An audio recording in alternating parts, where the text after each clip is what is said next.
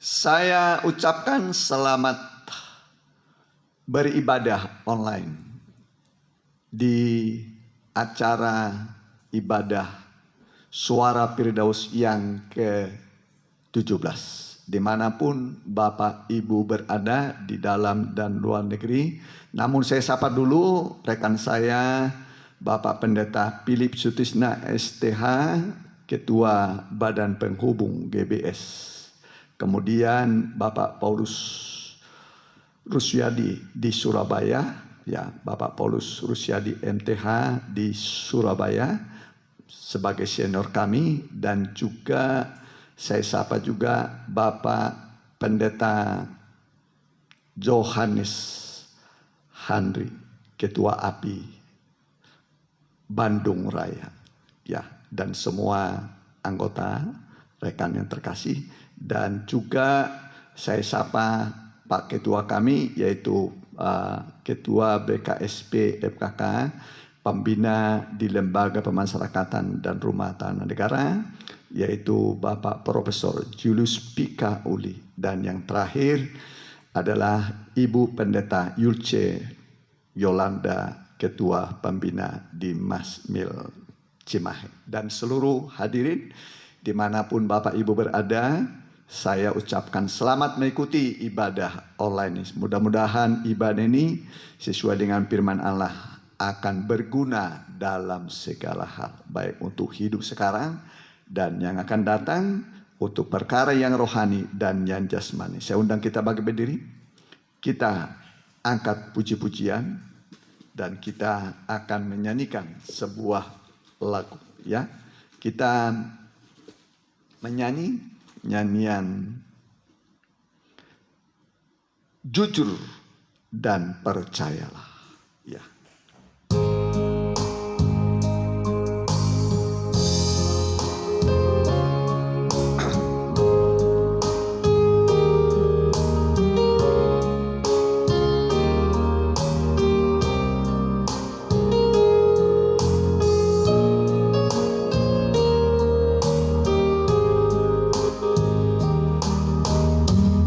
Jujurlah dan percayalah pada firman Tuhan, bersandar sepenuhnya pada janji Tuhan. Tahanlah pada firman-Nya dengan tulus hati, mujizat pasti engkau alami. Di saat kau hadapi persoalan hidup yang tak kunjung reda, akui segala keterbatasanmu, kau yang tak berdaya. Jujur dan percaya membawa mujizat. Di saat kau hadapi persoalan hidup yang tak kunjung reda, akui segala keterbatasanmu, kau yang tak berdaya. Jujur dan percaya membawa mujizat, membawa mujizat, membawa mujizat.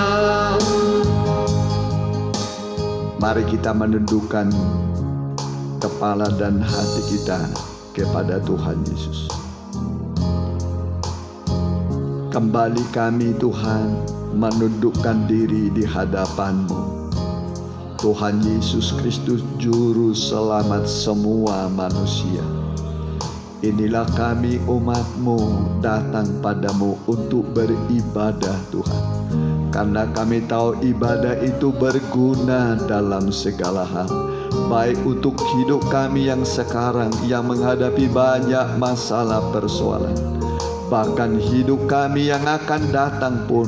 Ibadah menjangkau semua kebutuhan kami, dan lewat ibadah ini Engkau akan memulihkan kami, memberkati kami, menjawab pergumulan kami Tuhan, dan memberi kepada kami kepastian pertolongan di masa-masa yang sulit dan sukar ini. Kami tidak akan lari kepada siapa-siapa, hanya kami lari padamu, mengadu padamu Tuhan, dan kami mau datang mendekat padamu. Peluklah kami Tuhan, rangkullah kami, kasihanilah kami, dan berkatilah kami Tuhan. Biarlah segala acara ini dan juga semua peralatan yang dipakai, semua umat-Mu yang mengikuti dimanapun mereka berada, biarlah berkat Tuhan mengalir pada mereka. Kami alaskan doa ini dalam nama Tuhan Yesus. Hamba sudah berdoa. Haleluya. Amin. Mari silakan duduk. Kita ganti puji-pujian kita, yaitu nyanyian bahagia orang yang bertobat. Ya. Kita menyanyi sambil tepuk tangan.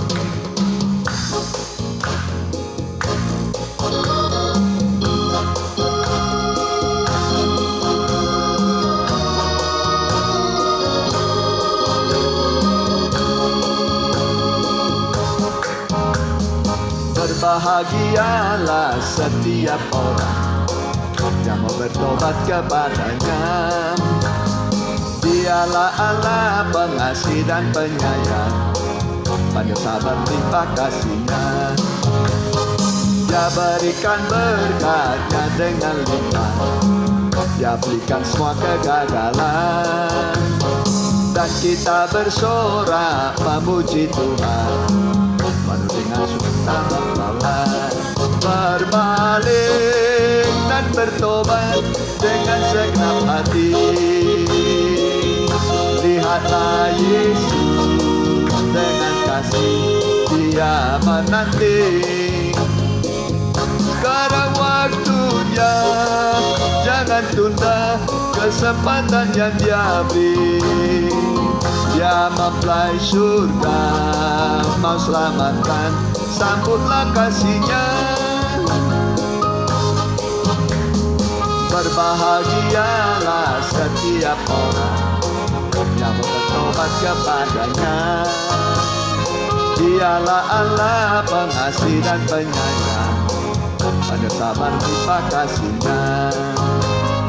Dia berikan berkat-Nya dengan limpah, Dia berikan semua kegagalan, dan kita bersorak memuji Tuhan penuh dengan sukacita mempelai. Berbalik dan bertobat dengan segenap hati.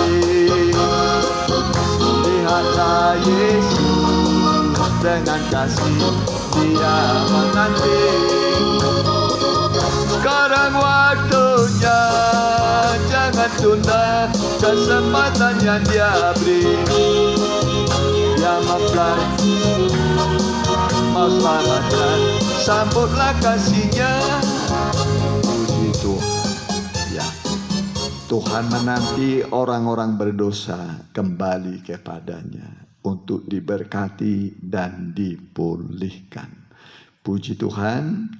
Kemudian nyanyian selanjutnya untuk kita mendengar firman Tuhan. Firman-Mu agung. Kita bangkit berdiri.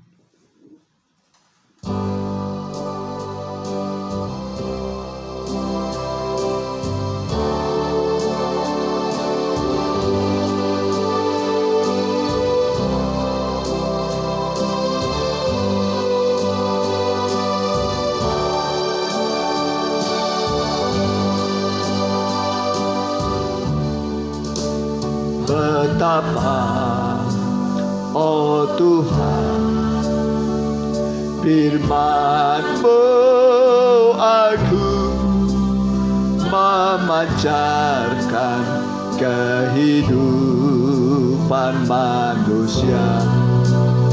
berdosa, ku sadar, ku tobat akan hidupku yang telah jauh dari sisimu.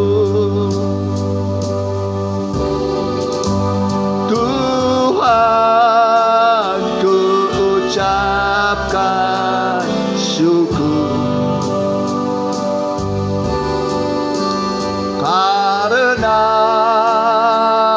firman-Mu agung. Ku kembali pada jalan keselamatan, terlepas dari beban dosa. Chorus sekali lagi. Tuhan, ku ucapkan syukur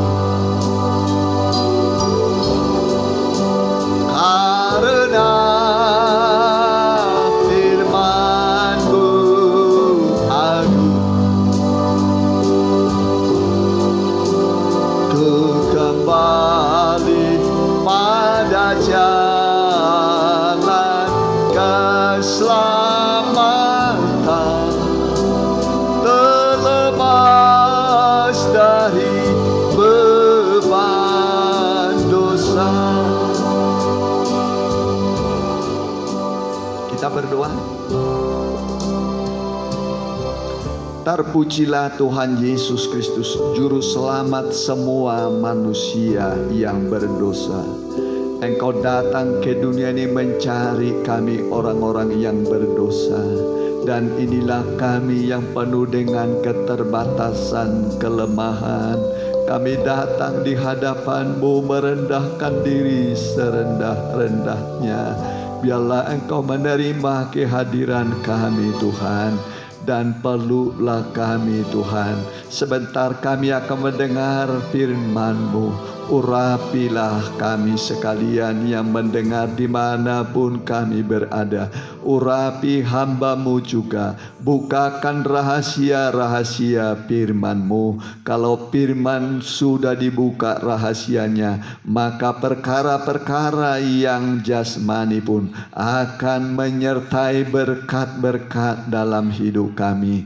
Biarlah firman yang kami dengar sanggup menghapus air mata kami, sehingga kami tidak ragu mengangkat kedua tangan kami, tanda syukur kami kepadamu Tuhan, bahwa Tuhan baik bagi kami. Kami menanti-nantikan firman-Mu yang bisa menghilangkan segala gelisah khawatir kami Tuhan. Kami alaskan doa kami di dalam nama Tuhan Yesus Kristus. Hamba telah berdoa. Haleluya. Amin. Ya, puji Tuhan. Mari kita tiba waktunya untuk membuka Alkitab kita dalam ibadah online yang ke-17 ini. Ya, kita akan mendengarkan dulu firman Tuhan dari kitab Nabi Amos. Kitab Nabi Amos, ya, ayat yang ke-6, pasal 3 ayat 6 sampai yang ke-8. Tapi intinya adalah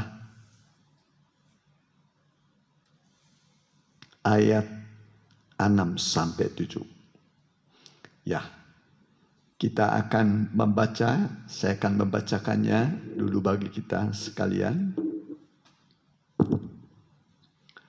Adakah sangkakala ditiup di suatu kota dan orang-orang tidak gemetar?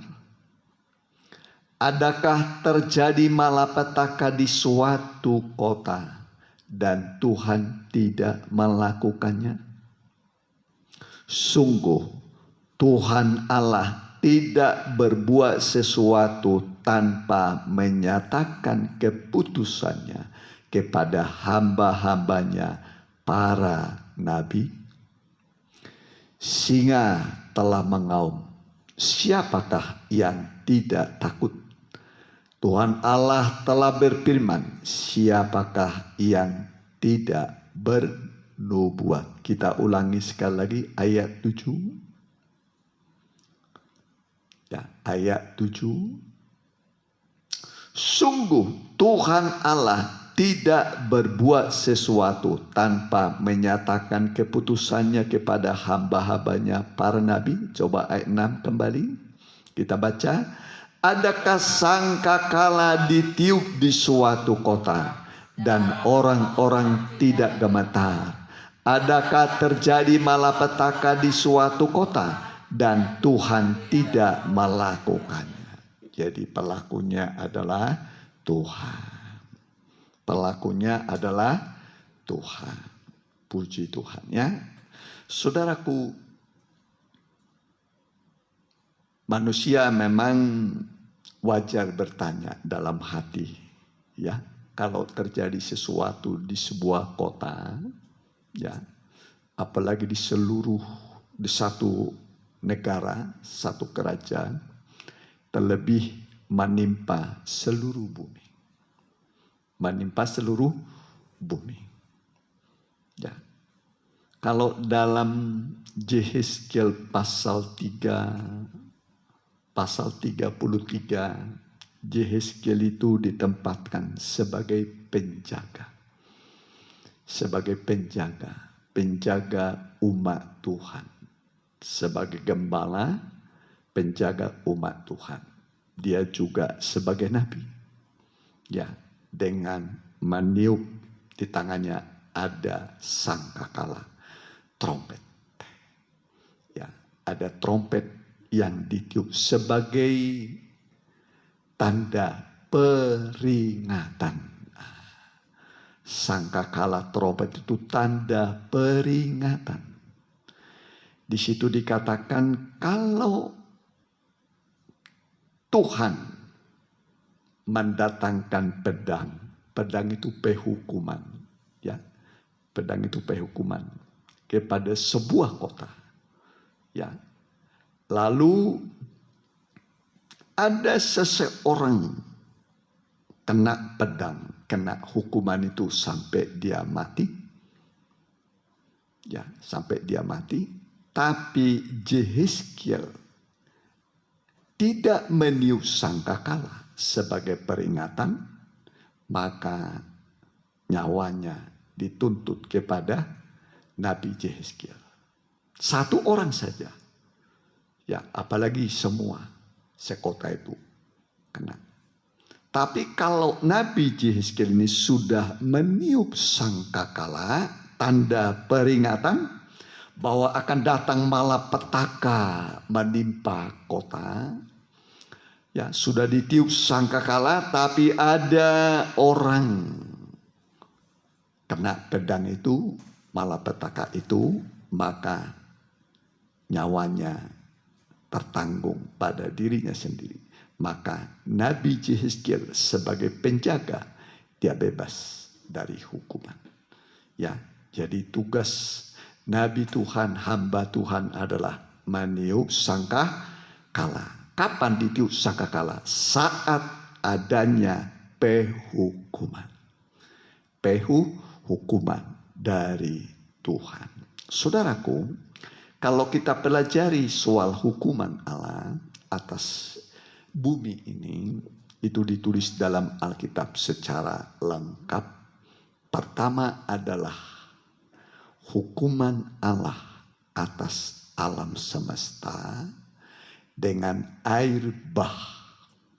Dengan air bah pada zaman Nabi Nuh.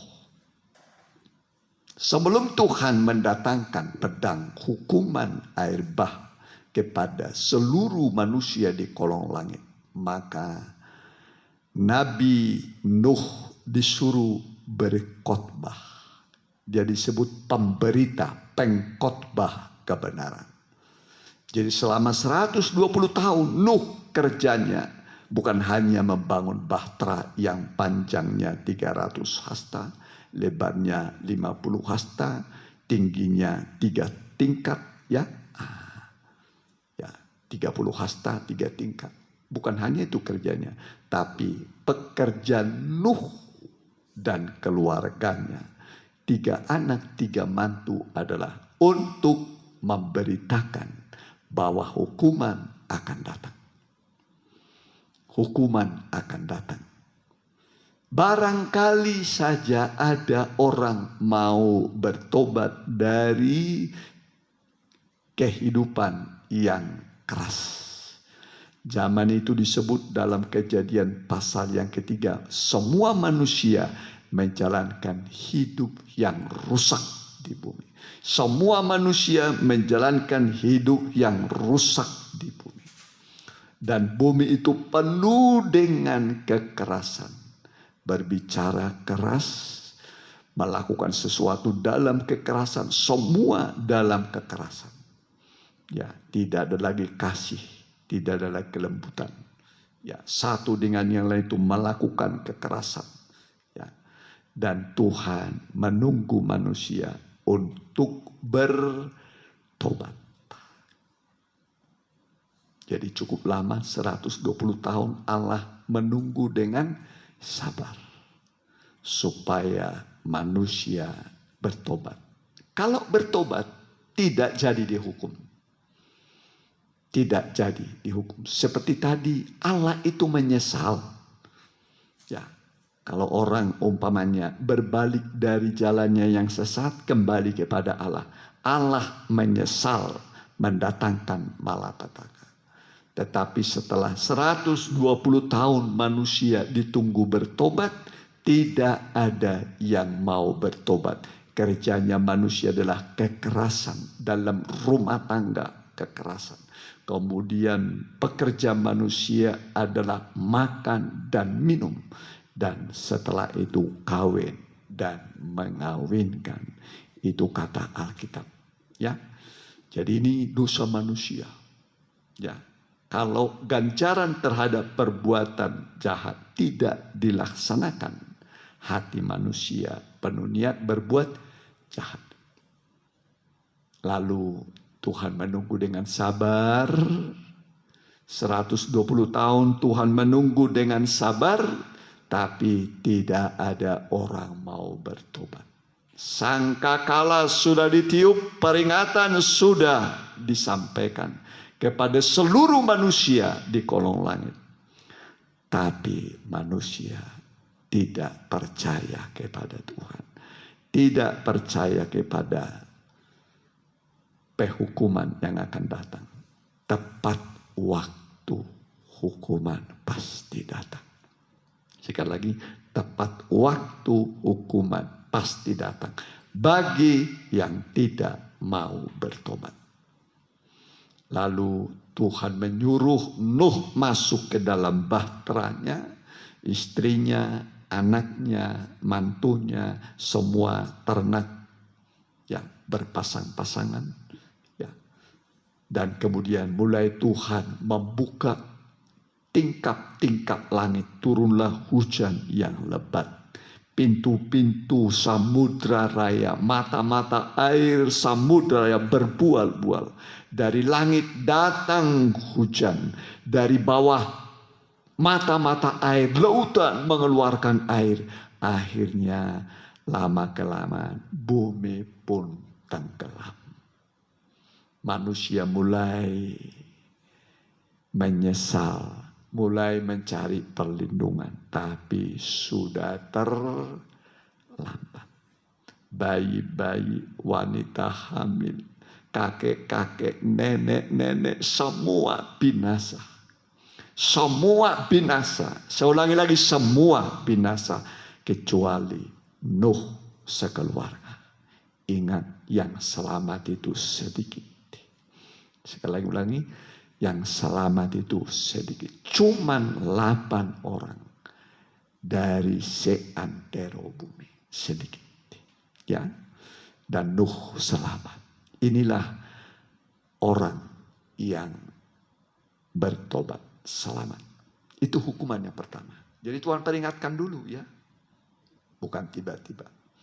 Yang kedua, yaitu pada zaman Lot. Yaitu sebelum Tuhan menghukum kota besar yang sedang membangun seperti sekarang ini di mana-mana sedang membangun ya. Nah, zaman Lot juga begitu membangun sebelum dihukum ya. Tuhan Yesus juga nanti datang masa manusia membangun semua sedang membangun ya. Kemudian Tuhan datang kepada Abraham ya, Abraham dan juga datang kepada Lot ponakannya ya, Lot ponakannya di kota Sodom. Kemudian rencana kedatangan Tuhan ke bumi ya adalah untuk memeriksa keadaan kota Sodom dan Gomora. Apakah seperti keluh kesah orang tentang Sodom dan Gomora yang penuh dengan dosa kebejatan. Ya, dosa manusia, begitu bejatnya manusia. Maaf saja, ya, malaikat yang datang ke kota Sodom pun mau dipakai. Bayangkan, malaikat pun mau dipakai. Waktu malaikat ini datang ke rumah Lot, mereka berkata, keluarkan orang itu. Kalau enggak kami akan paksa supaya kami memakai mereka. Kita kenal bahasa sodomi. Ya, sodomi. Dari kata sodom itu. Ya, sodomi. Sodomi itu kalau zaman beberapa tahun lalu itu laki-laki dengan laki-laki pun begitu. Ya, itu sodomi. Jadi kota Sodom itu penuh dengan dosa. Penuh dengan dosa. Coba kalau dibiarkan, kan rusak. Ya. Tetapi Abraham, sahabat Allah itu memohon kepada Tuhan yang ada di hadapannya. Ya, dia berkata begini, bagaimana kalau 50 orang ada di kota Sodom orang yang benar? Apakah Tuhan menghukum? Kata Tuhan tidak. Lalu kalau kurang 5 jadi 45 Tuhan akan menghukum? Ya. Tidak, kata Tuhan. Bagaimana kalau 40? Tuhan bilang tidak kuhukum. Bagaimana kalau 30? Tidak kuhukum. Bagaimana kalau 20? Kata Tuhan juga tidak kuhukum. Lalu Abraham berkata, janganlah Tuhan murka kalau aku mengajarkan permohonan sekali lagi. Bagaimana kalau hanya 10 orang yang benar di kota itu? Tuhan berkata, itu pun tidak kuhukum. Tuhan menunggu dari 50, 45, 30, sampai 20, 10 orang saja di kota yang besar ini, 2 kota besar, Sodom dan Gomora. Maka kota itu tidak akan jadi dihukum. Jadi diperingatkan dulu. Ditiup dulu sangkakala sebelum Tuhan menghukum kota Sodom dan Gomora. Ada dulu peringatan sangkakala ditiup. Peringatan. Sangkakala itu peringatan. Ya. Barangkali orang mau bertobat. Tapi saudaraku, tidak ada orang mau bertobat. Termasuk bakal calon menantunya. 2 orang itu pun dianggap berolok-olok saja. Kata calon mertuanya itu ya, Lot ini. Dan akhirnya pagi-pagi 2 malaikat ini berkata, ayo keluarlah dari rumahmu, dari kota ini. Sebab untuk menghukum kota inilah kami datang. Lalu Lot, istrinya, 2 anaknya keluar dari rumahnya, dari Sodom dan Gomora. Ya, mereka berlambat-lambat tapi Tuhan suruh mereka berlari, lalu dipegang kedua tangannya. Malaikat itu berkata, larilah, selamatkanlah dirimu. Jangan berhenti dimanapun di lembah ini. Supaya api jangan memakan engkau. Setelah mereka keluar datanglah api dan belerang dari langit dari Tuhan. Ingat, ini dari Tuhan. Air bah juga dari Tuhan. Ya, air bah juga dari Tuhan. Kemudian kota itu juga ditunggang balikan. Permukaan atas ditaruh di bawah, yang bawah ditaruh ke atas, diaduk-aduk kota itu. Akhirnya kota itu lebur dalam dapur api dan belerang. Habis semua manusia, cepat atau lambat, hukuman pasti terjadi. Itu yang kedua. Tuhan yang melakukan, ya, untuk menghukum orang-orang fasik. Ya, dan ini satu ayat yang tidak boleh saudara lupakan. Ya, saya baca dulu bagi kita. Kejadian 19 ayat 25. Perhatikan baik-baik. Ya, Kejadian 19. Ya. Kejadian ya 18 ayat 25. Perhatikan. Ya. Saya baca.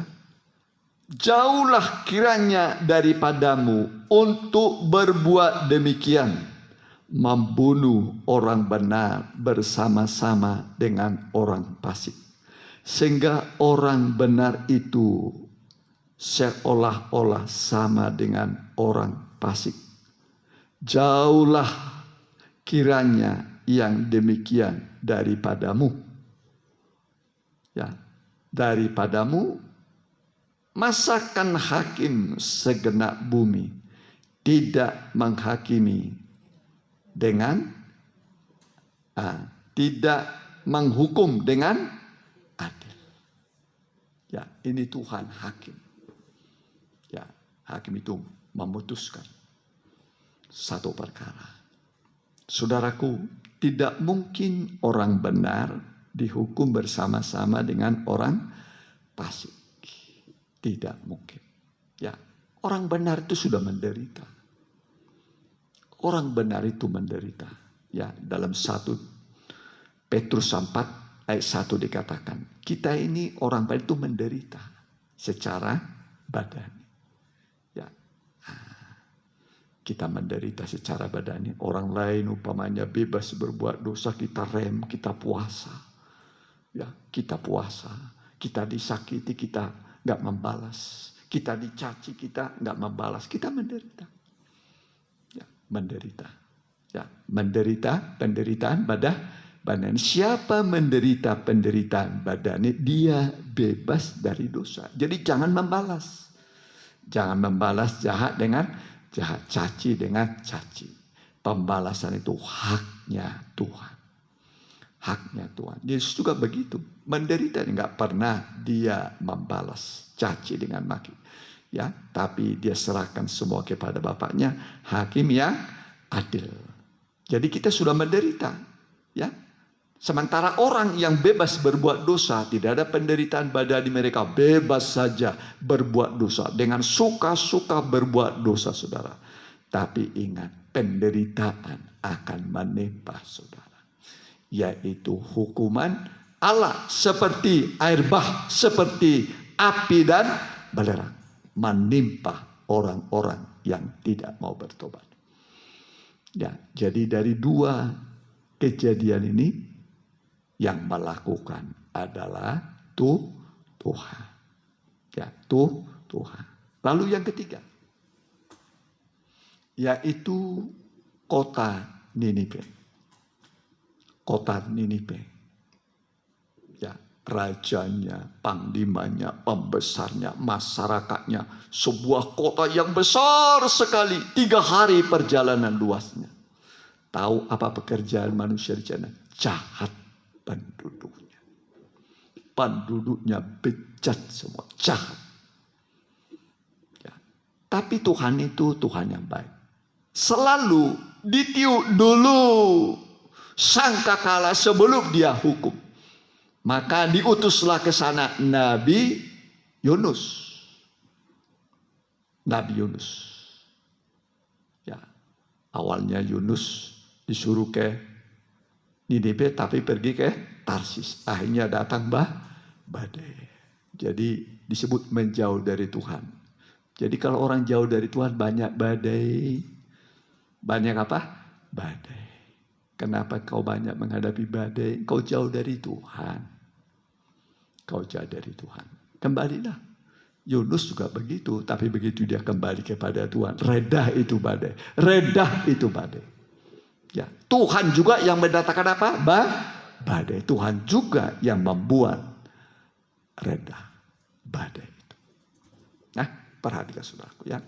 Kemudian sampailah Yunus ke kota Ninibe, lalu berkhotbah. Ya, khotbah. Dia keliling. Dia berkata, 40 hari lagi kota Ninibe akan ditunggang balikan seperti Sodom dan Gomora, ditunggang balikan, dicungkir balikan. Begitu raja, pembesar, semua orang-orang Ninibe mendengar khotbahnya Nabi Yunus. Maka raja turun dari singgasananya. Para panglima pembesar mengambil sikap bertobat, berpuasa. Tidak makan, tidak minum. Sampai ternak-ternak, ayam, domba, keledai, semua puasa. Ya, Bapak Ibu sudah pernah puasa? Ya, binatang aja tahu puasa. Binatang aja puasa. Daripada aku dihukum, mending puasa. Baca itu. Kitab Nabi Yunus. Semua puasa. Bukan hanya manusia puasa. Binatang, ternak pun puasa. Kalau nggak puasa dihukum juga itu ternak-ternak itu. Ya, tapi semua mengambil sikap berhenti berbuat dosa, tobat. Bertobat artinya berhenti berbuat dosa dan kembali kepada Tuhan. Jadi bukan hanya berhenti berbuat dosa, tapi tidak kembali kepada Tuhan. Ya, jadi bertobat itu berhenti berbuat dosa, jangan ulangi lagi berbuat dosa. Mulai kapan? Mulai sekarang ini. Ya, jangan ulangi berbuat dosa. Mulai kapan? Sekarang. Lalu kembali kepada Tuhan. Berbalik kepada Tuhan. Tuhan itu pengasih dan penyayang. Waktu Tuhan melihat perilaku orang Ninibe ini sudah bertobat, maka Allah menyesal akan malapetaka yang dirancangkannya. Allah menyesal akan malapetaka yang direncanakannya. Dan tidak jadi dihukum. Tidak jadi dihukum. Ini namanya sangkakala ditiup dan orang gemetar bertobat dari dosa-dosanya. Akhirnya kota Ninibe tegak berdiri. Puji Tuhan. Amin. Puji Tuhan. Amin. Jadi begitu kekuatan doa puasa itu ya. Mengubah hukuman menjadi berkat. Ya, jadi tidak jadi dihukum. Perhatikan. Sekarang dunia sedang menghadapi namanya COVID-19. COVID-19. Ya, ini bukan satu kota lagi. Seluruh dunia. Timbul pertanyaan. Siapa yang mengadakan COVID-19 ini? Timbul sebuah apakah cara kebetulan? Apakah Tuhan menutup matanya? Tuli begitu, nggak diperhatikan.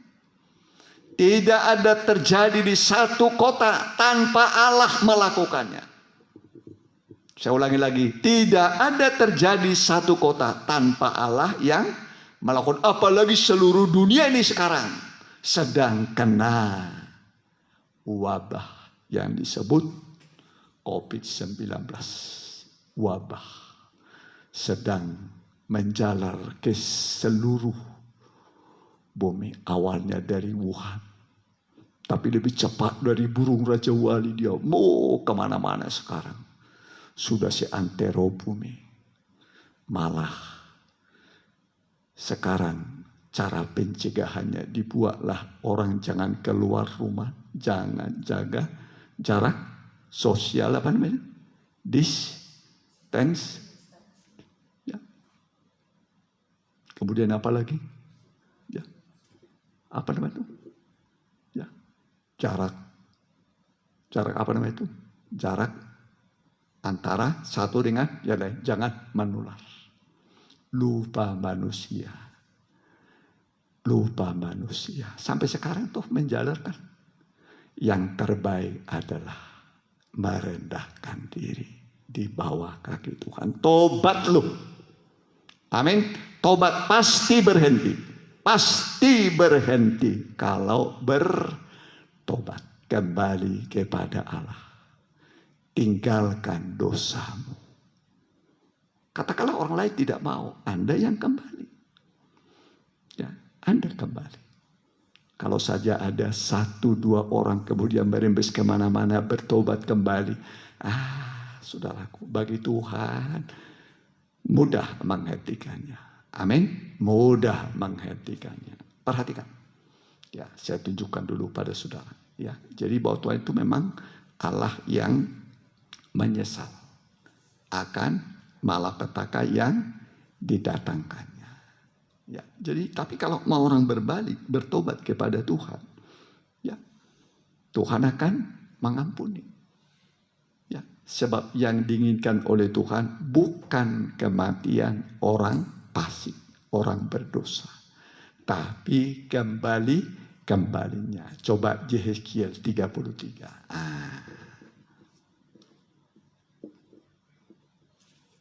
Ya, Yehezkiel pasal yang ke-33. Ya, begini bunyinya. Ayatnya yang ke-10. Ya. Saya baca dulu. Ini mengenai sangkakala ini ditiup ya.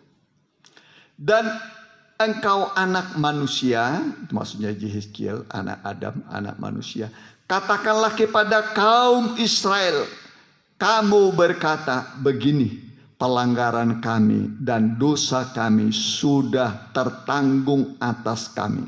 Dan karena itu kami hancur.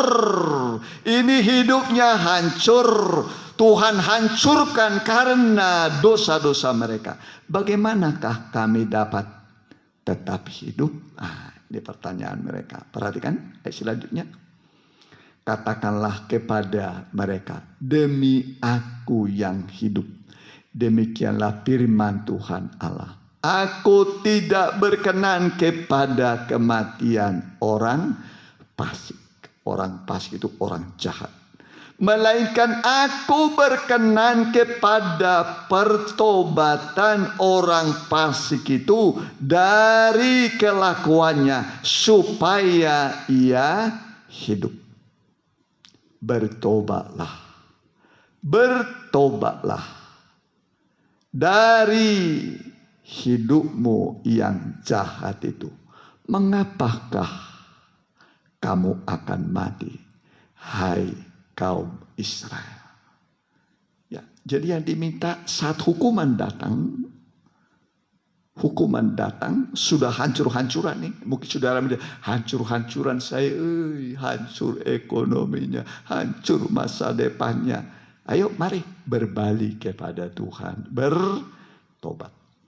Begitu engkau bertobat, langsung tangan Allah memeluk engkau. Ingatlah anak yang terhilang, jauh dari bapaknya.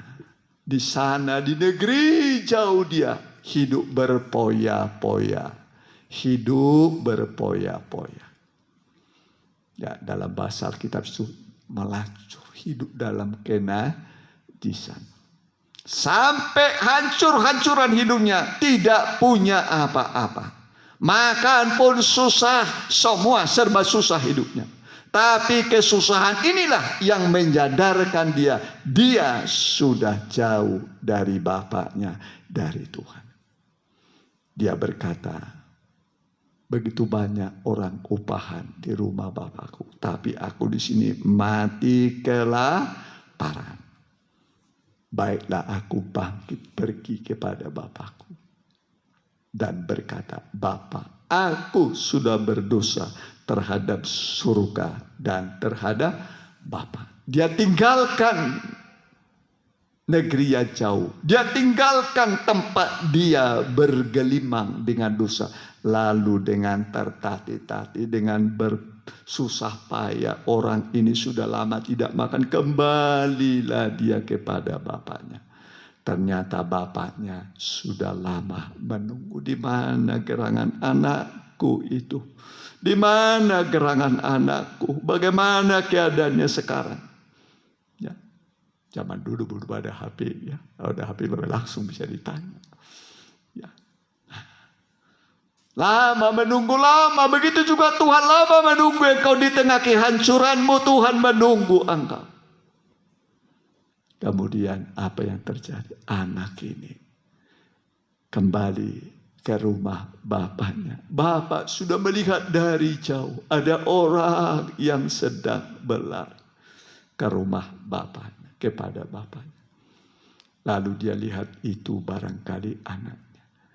Dan ternyata itu adalah anaknya yang terhilang. Lalu dipeluknya anaknya, diciumnya anak itu. Cium itu artinya pendamaian, pengampunan. Dan dia bawa anaknya ke rumah. Anak mengadakan pengakuan, Bapak, aku sudah berdosa terhadap surga dan terhadap Bapak. Jadikanlah aku seperti orang upahan Bapak. Ya, tapi Bapak itu berkata kepada hamba-hambanya, lekaslah, ambil cincin. Cincin itu lambang kasih. Ya, yang tidak ada ujung pangkalnya. Itulah kasih Allah. Mengasihi saudara unlimited, tanpa batas. Manusia terbatas mengasihi. Tapi Allah mengasihi tanpa batas. Dikasih cincin. Ambil juga kasut, sepatu baru kasih padanya. Dikasih kasut. Ambil juga jubah. Diberi jubah. Sembelih lembu tambun untuk kita. Sebab kita patut bersukacita. Sebab anakku ini sudah mati, hidup kembali. Sudah hilang, didapat kembali. Mulailah mereka bersukacita. Anak ini dipulihkan. Hati Bapak pun senang. Begitu senangnya Bapak di surga. Kalau engkau merasa dirimu orang berdosa, hancur-hancuran engkau. Tapi kalau engkau kembali kepada Tuhan, Tuhan akan merangkul engkau, memberi segala kebutuhanmu. Anak ini semua kebutuhannya dicukupi oleh bapaknya. Ya, setiap bapak mengasihi anak-anaknya. Pasti dia pelihara, tidak dibiarkan kelaparan. Pakaian diberi, cincin diberi, jubah diberi. Jalan terbaik adalah kembali kepada Allah. Seandainya saja semua pemerintah di dunia, ya, semua masyarakat dunia sama-sama mengaku berdosa kepada Tuhan. Ya, Tuhan, kami mengaku kami berbuat dosa padamu, ampunilah kami. Ya, dengan segera COVID-19 akan berhenti. Akan berhenti. Jadi kita menengking upamanya ke COVID-19 jauh. Jangan-jangan kita melawan Tuhan lagi. Orang hukumannya dari Tuhan. Yang kita tengking apa? Dosa kita. Tengking itu dosamu. Ya, usir itu dosa dari dirimu. Pasti COVID-19 berhenti. Itu yang tepat. Ya, itu yang tepat. Sebab tidak ada satu peristiwa di alam semesta tanpa Tuhan melakukannya. Saudara baca nanti Wahyu pasal 6 sampai pasal yang ke-19. Ya, baca itu. 7 materai itu dari Allah Roh Kudus. 7 sangkakala dari Allah Anak. 7 cawan bokor murka Allah dari Allah. Semua dari Tuhan. Semua dari Tuhan. Ya. Nah, sudah jalan yang terbaik adalah kita kembali kepada Tuhan. Ya. Ya, orang yang kembali kepada Tuhan, dekat kepada Tuhan, apapun yang terjadi, semua seizin Tuhan.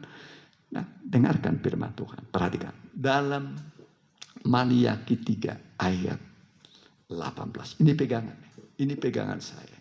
Seperti tadi ya Abraham berkata, masakan hakim seluruh bumi ya menghukum orang benar bersama dengan orang fasik, seolah-olah orang benar itu sama dengan orang fasik ya.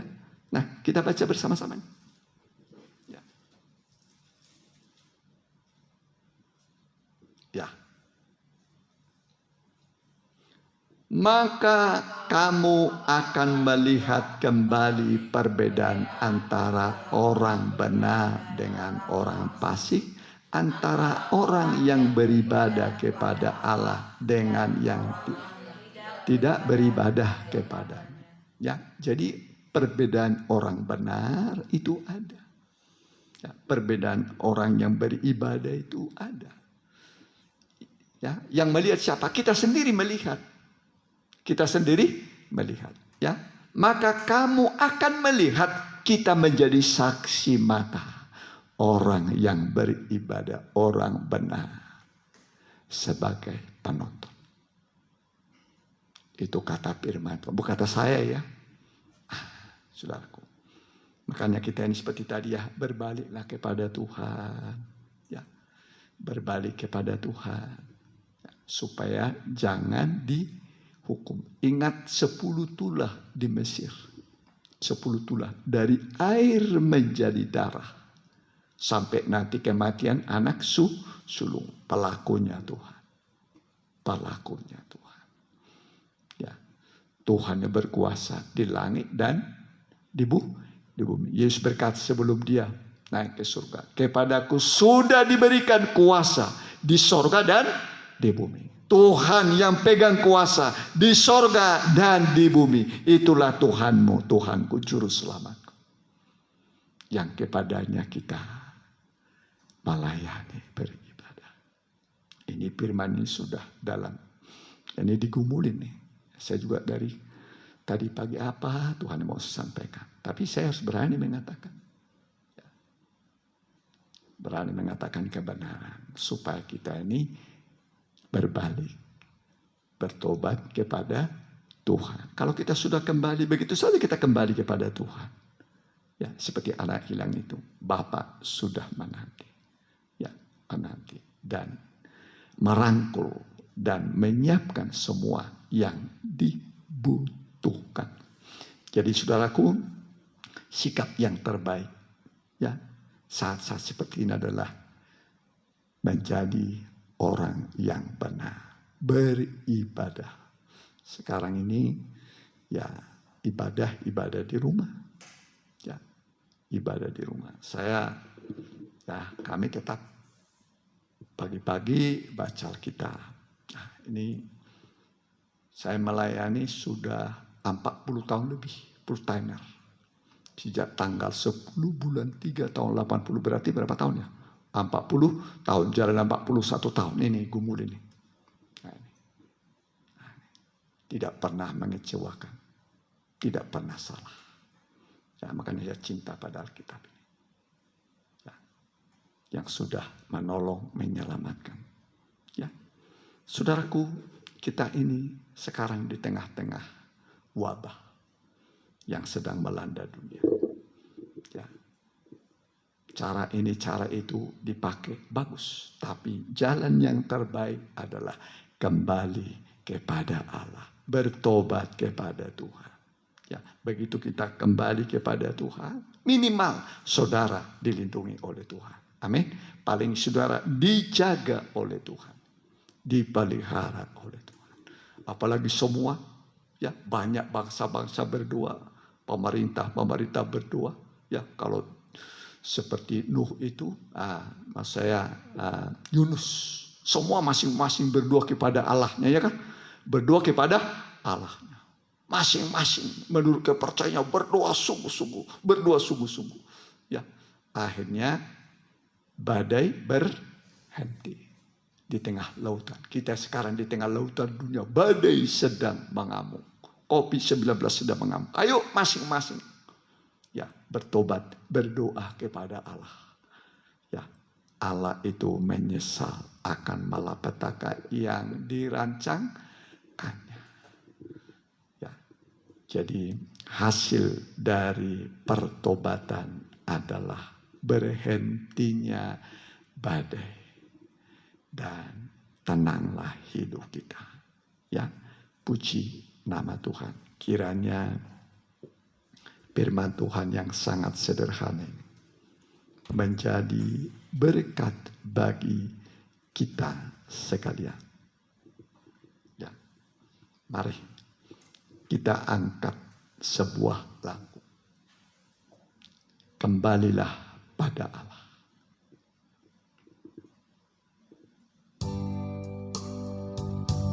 Saya kira semua orang tahu nyanyian.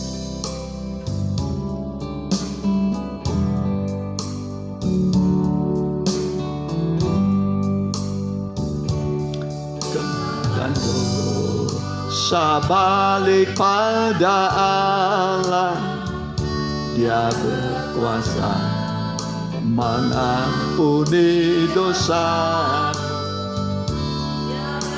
Mati sengsara ganti kita, kembalilah pada Allah, kembalilah anugerah Allah hingga sekarang tersedia bagimu kasih sayang, selamat yang tak terhingga. Kembalilah pada Allah, kembalilah pada salib Tuhan. Dia sengsara untuk kau yang berdosa, hidup kekal selamatlah tersedia. Kembalilah pada Allah, kembalilah pada Allah. Dia mengenal hidupmu, angkatlah salib firman-Nya. Kembalilah pada Allah, kembalilah pada Allah. Dia mengenal hidupmu, angkatlah salib firman-Nya. Kembalilah pada Allah. Tuhan minta semua orang berdosa kembali kepada Allah. Seperti orang Niniwe yang diancam untuk dihukum, mereka cepat-cepat kembali kepada Allah sehingga tidak jadi dihukum. Jangan seperti zaman Lot, orang mengeraskan hati, akhirnya binasa. Lot selamat, 2 anaknya, cuman sayang istrinya menoleh ke belakang, kembali pada hidup lama. Juga jangan seperti manusia pada zaman Nuh, tidak mau bertobat. Hukuman akhirnya datang, yang selamat cuma sedikit. Mari, Tuhan mengasihi saudara, Tuhan mengampuni saudara. Tuhan tidak menginginkan kematian orang berdosa, tapi yang diinginkan adalah kembalinya, bertobatnya orang jahat dari